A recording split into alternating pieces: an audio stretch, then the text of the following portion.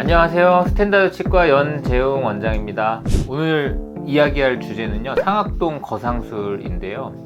우리 위에 어금니가 빠지거나 어금니를 빼야 하는 경우에 임플란트 시술을 계획하는 데 있어서 상악동 거상술이 필요하다라는 얘기를 많이 들으실 거예요. 대부분의 성인의 해부학적 형태가 상악동과 어금니 사이에 남아있는 치조골, 잇몸뼈의 높이가 충분치 않은 경우가 많기 때문에 상악 어금니를 발치하고 임플란트를 하는 경우에 상악동 거상술이 필요한 경우가 대부분입니다.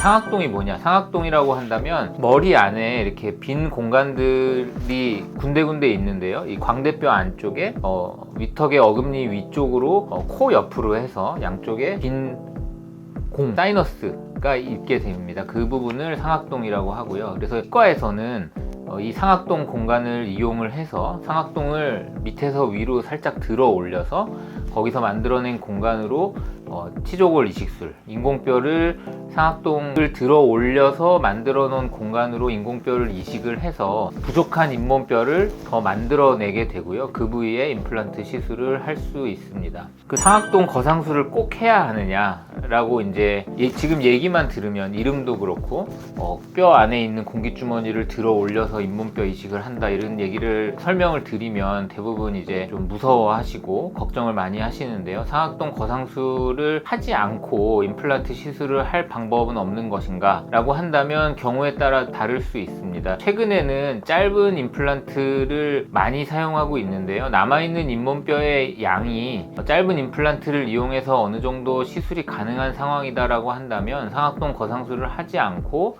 짧은 임플란트를 이용해서 위턱의 어금니 쪽을 임플란트 시술을 할 수도 있고요. 짧은 임플란트를 사용하더라도 남아있는 잇몸뼈의 양이 터무니없이 부족한 경우도 꽤 많습니다.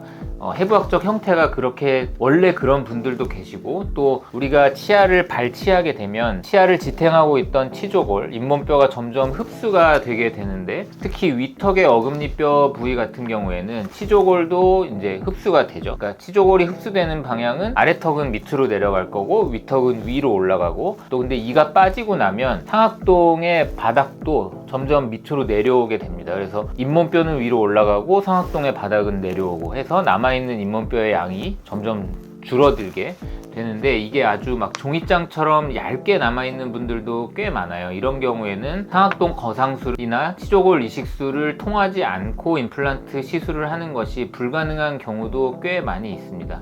그래서 상악동 거상술은 임플란트 시술을 하는 데 있어서 피해갈 수 있는 시술은 아니고, 대부분의 경우에 필요한 경우가 많고, 내가 이거를 정하기를 원치 않는다라고 한다면 짧은 임플란트를 이용하거나 아니면 뭐 다른 방법. 근데 사실 위턱의 어금니가 빠지는 경우에 우리가 다른 임플란트 말고 다른 대안으로 택할 수 있는 것은 브릿지라고 하는 치료, 전통적으로 사용했던 빠진 치아의 양옆의 치아를 이용해서 씌우는 브릿지 치료, 또 우리가 지금 이를 한두 개 빼는 게 아니고 여러 개의 치아를 발치해야 하는 상황이 된다면 틀니를 해야 하게 되는데요.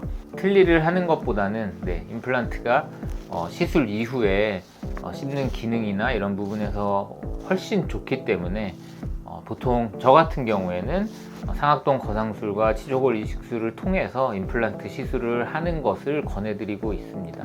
이 상악동이라고 하는 그 해부학적 구조물이 우리 위턱의 어금니랑 이렇게 바짝 붙어 있기 때문에 치아에서 기원한 염증이나 이런 것들이 상악동에 영향을 주는 경우도 있습니다. 상악동에 염증이 차거나 고름이 생기는 경우에 압력이나 이런 것 때문에 통증이 생길 수 있고, 또 우리가 비염이라든지 축농증 증상이 코를 통해서 나타날 수 있어요. 그래서 치아에서 기원한 염증 때문에 상악동 부위에 염증이 생기게 되면 코와 관련된 증상, 두통 이런 것들이 생길 수 있어서 이비인후과를 방문하시는 경우가 있는데요. 이런 경우에 이제 이비인후과 선생님께서 이 환자분의 경우에는 치아가 원인으로 의심이 된다라고 해서 치과로 보내주시는 경우도 있고, 또 치과에서 상악동과 관련된 진료를 하다가 뭔가 협진이 필요하거나 문제를 같이 해결하고자 하는 경우에 또 치과에서 이비인후과로 이렇게 의뢰를 하는 경우도 많이 있습니다. 네, 오늘은 간단하게 상악동 거상술에 대해서 얘기해 봤는데요. 치아가 빠진 채로 오랜 시간 지내게 되면 임플란트를 하기 위한 남아있는 잇몸뼈의 양이 점점 줄어들게 되기 때문에 상악동 거상술을 해야 할 확률이 점점 올라가게 되고, 또 상악동 거상술을 통해서 만들어내야 할 잇몸의 양이 많아지게 됩니다. 이런 경우에 시술의 어떤 침습성이 더 커지고 시술 이후에 붓기, 통증 이런 것들이 그와 비례해서 더 늘어날 수 있기 때문에 치아에 문제가 생기거나 이를 빼게 되는 경우에 너무 오랜 시간 이가 비어있는 채로 지내지 않는 것이 이후에 임플란트 시술을 하는 데 있어서 불편감이나 어려움을 줄일 수 있는 방법이 되겠고요. 또 이가 흔들린다거나 만성적인 염증 상태에 있는 경우에 가까운 치과를 방문하셔서 그 이후의 치료 계획에 대해서 상의를 해보시는 것이 좋겠습니다. 네, 이상으로 오늘 상악동 거상술에 대한 궁금증 간단하게 말씀드려봤습니다. 저는 스탠다드 치과 연재웅 원장이었습니다. 감사합니다.